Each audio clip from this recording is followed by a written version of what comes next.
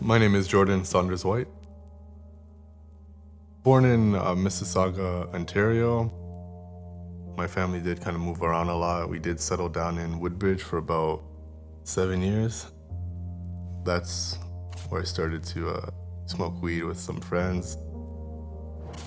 I've always felt like I wasn't really in my body, like I could see things from a third person view. Afraid of being judged by people or thinking that I might do something foolish or stupid or immature and they won't accept me. It was a complex neighborhood. Most of the people there were of minority.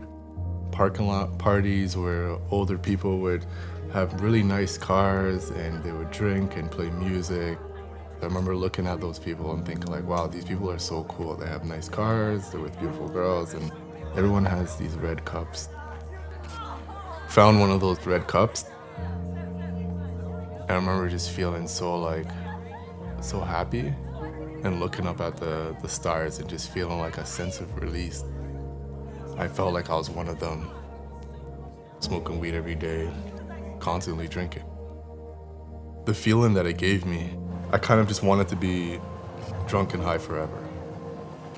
So the weed progressed to MDMA, cocaine, tried to get sober once.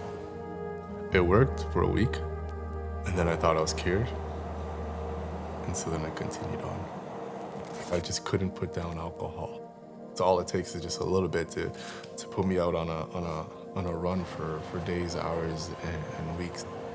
I can't stop smoking crack. I ended up reaching out to a community worker, and I said, hey man, I've been overdosing on fentanyl. I need something. That's when I knew I needed to call somebody for help. I've had issues with the law, so I've had a court support worker. I just broke down and told him like my life story. So I'm expecting him to like have this miracle solution. He says, call this number. And I'm like, what's this piece of paper really gonna do, right? The next morning I woke up, I called the detox number and they told me the detox is full, there's no beds. Eventually there's a bed and that was kind of a life-changing moment for me. I was there to really get help. So whatever advice they gave me, because now it's like, now my life is not my own. I'm putting it in these people's hands who I hope are doing what's best for me to help me get sober. I'm blind and they're taking my hand and they're leading me on this journey. I remember I applied to Renaissance. I just kept listening to advice, and so while at Renaissance, I didn't know what to do after. My final days are coming up in treatment, and I gotta go back out there into the world, right? And the only world I know is drugs and alcohol. So I asked one of the counselors, what can I do? And he said, hey, there's this place called Alpha House. Eventually a bed opened up in Alpha House. I ended up in this amazing place. The support I got was a structure. Gotta wake up, make my bed, do my chore, right? And I also got a bit more independence because I had to feed myself while at Alpha House. It wasn't like treatment where they have chefs make you breakfast. It's like, here's a kitchen, there's a fridge full of food, there's a cupboard, take care of yourself. I did talk to the counselors and I did tell them that like, I don't know how to live, I don't know how to move through the world without a substance. And they said, just come in here and talk to us and let us know what's going on. We're here to help you. And they taught me coping skills and like meditations and things to just put my mind at ease. It'd be like relapse prevention or a 12-step meeting, or sometimes just a care and share where we go around in a circle and talk about our feelings.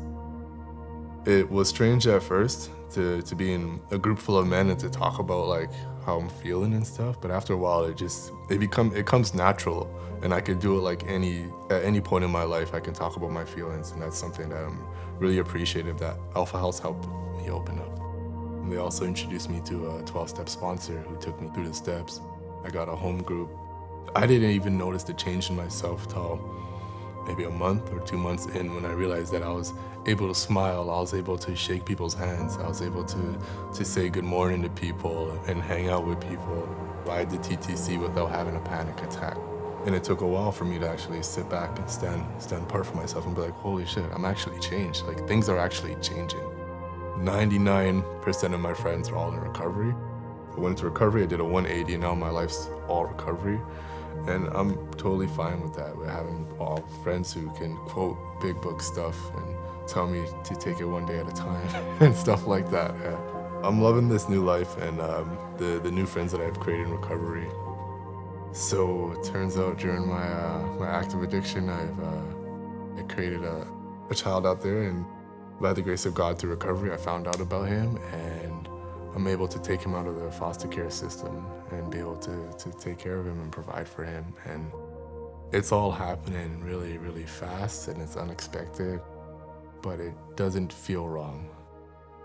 While I was living here, I was attending adult high school, just trying to catch up on all those missed years.